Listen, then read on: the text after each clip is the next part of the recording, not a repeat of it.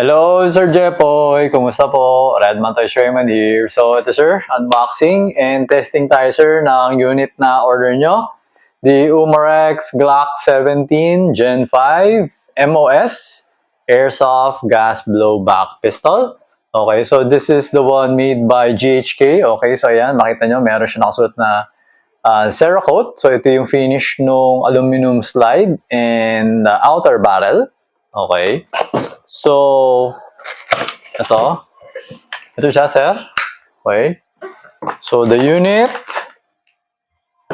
the tools, and the optic plates. Okay. So, ito yung 4 pieces optic plates, no? Para doon sa unit. Tapos, meron siya kasamang loader. Pero magbibigay din ako ng isa pang loader. Okay. Tapos, manual. Okay. So, yan. So, ito ang unit. Okay, teka lang. Remove ko lang yung magazine. Okay, so ito yung magazine. Yan. Okay. Baka kasi mapindot ko eh. Or baka kasi mamaya maluwag. Baka biglang mahulog. Okay, so yan. Okay, so ito. Alright. So, ito yung tatanggalin para ikakabit yung mga plates. No? Tapos, ikakabit mo yung optics. Yung. Okay. So, front and rear serration. Okay. So, ambidextrous. No? Yung magazine, ambidextrous. Okay. So, yan. So, testingin natin. Alright. So, for the magazine, unang-unang gagawin natin is lalagyan natin ang gas. Parang konti lang yung pumasok. Okay, tapos lalagyan na natin ng BB. So, pag naglalagay ng BB, teka lang. So, pag naglalagay kayo ng BB, kasi yung BB ko sa inyo na loader, ganito yung adapter niya. So, kapag ipapatong mo yan dyan, tapos, mas maganda ba na ito? Meron siya yung parang ano ito eh. Pero to, teka lang, paano ba? Kailangan ba? Kailangan ba na nakaganon? Hindi naman. Hindi naman yata. Basta ang ginagawa ko, pinapatong ko lang dyan. Tapos, medyo nakaangat ng ganung konti. So, kapag to, nilalagay ko lang daliri ko rito para stable siya. Tapos, pag pinapress mo to, pag matigas, huwag mo tutuloy. Kasi parang mali yun. Kailangan kasi swabe siya. Parang gano'n. Teka, mali. Mali eh. Hindi ko nakukuha yung spot eh. Teka. Kasi pagkatama, tuloy-tuloy eh. Ayan. Hindi ko makuha ngayon. Ano nangyayari? Yan.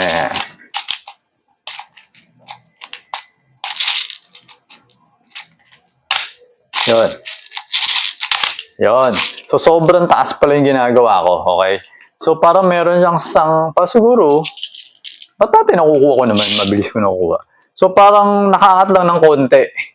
Eh, ngayon kasi ginawa ko para masyado mataas eh.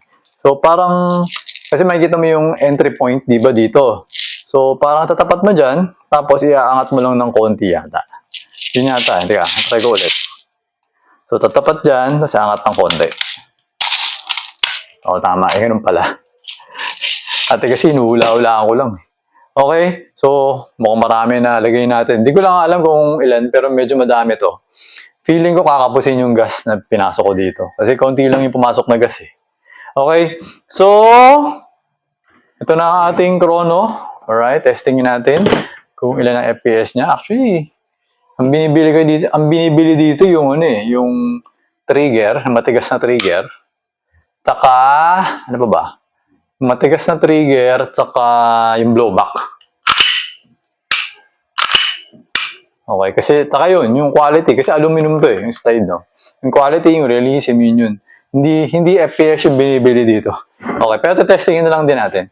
Okay, so, always remember to keep your trigger finger out until the time you're going to pull the trigger. Tapos make sure that the muzzle is always pointed at the safe direction. Okay? So, inserting the magazine, Now, for this GHK, pag in-insert nyo yung magazine, make sure na diretso or pantay.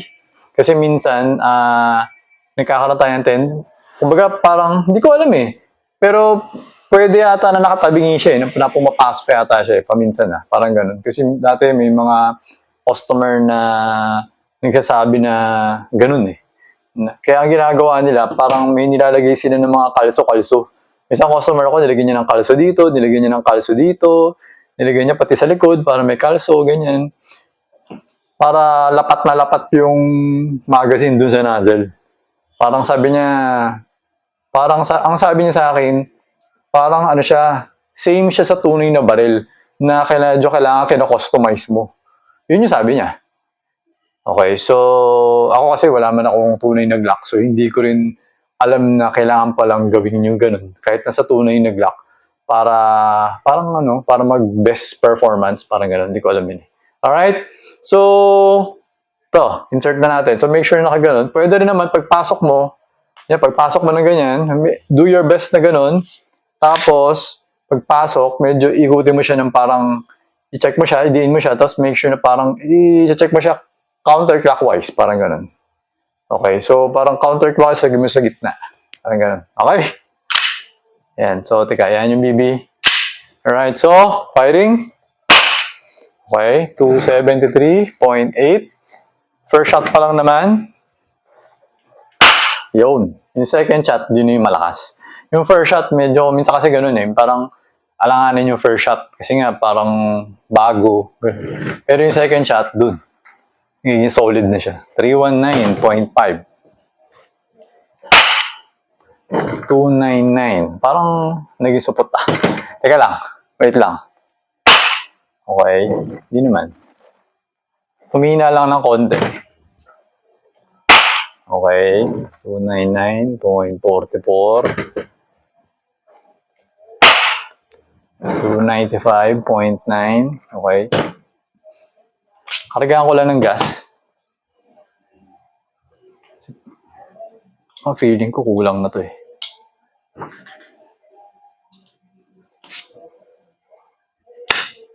Okay, yan.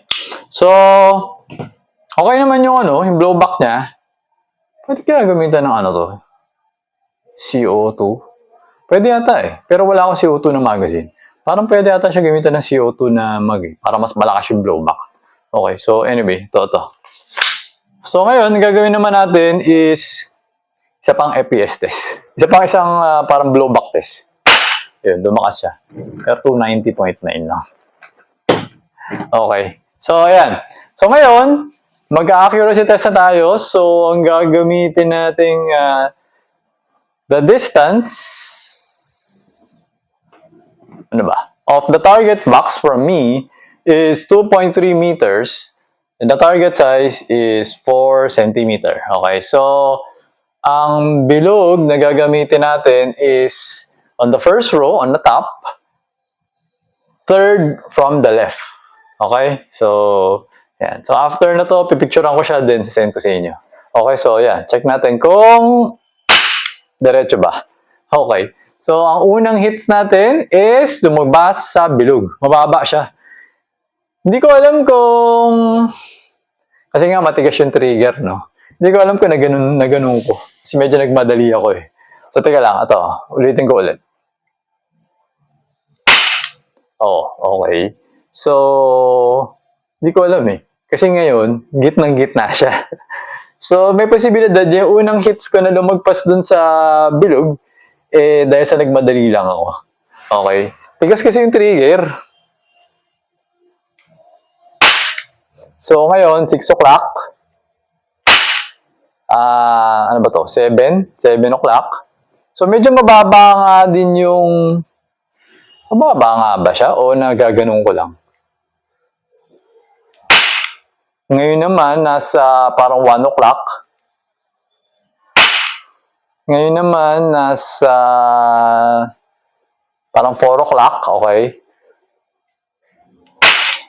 Ngayon naman, nasa ano ba to? Left side ng center, parang papuntang 9 o'clock. So,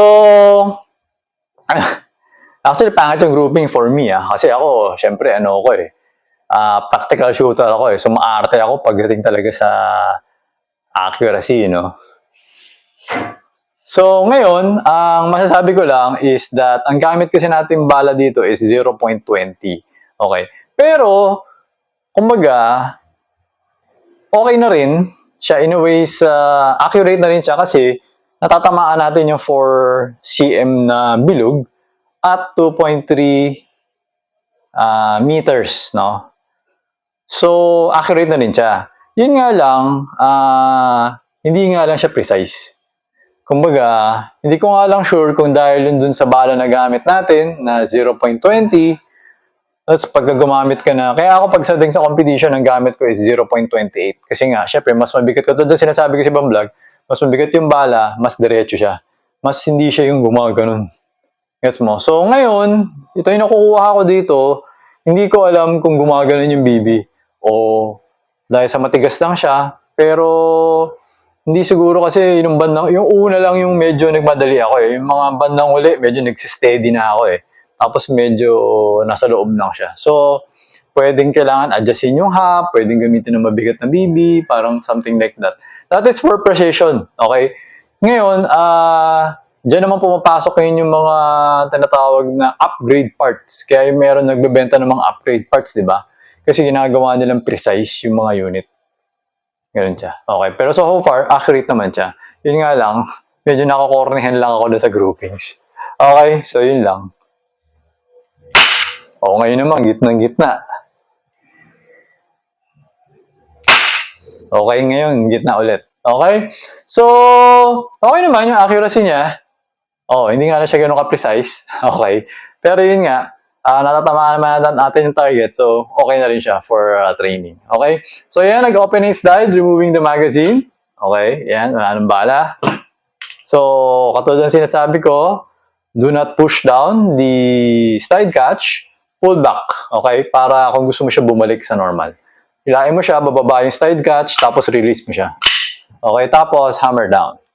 Para maging safe na yung pistol mo. Kasi, yan, pinasok mo to. Hammer na yan. Kinakalabit mo, wala nangyayari. Pero pag hindi mo kasi hinammer down, nangyari ganyan, di ba? Hindi mo siya hinammer down.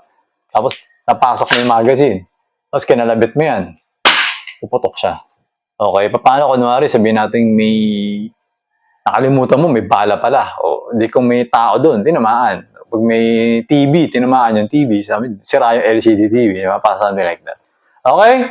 So, ayun sir. Okay na tong unit mo sir. So, I will be packing it now para madala ko na siya sa courier tomorrow. Okay? So, ayun Sir Jepoy. Thank you for your order. Until next transaction po, always remember to stay safe, stay great, be good, and be thankful always. God bless po sir. Bye-bye.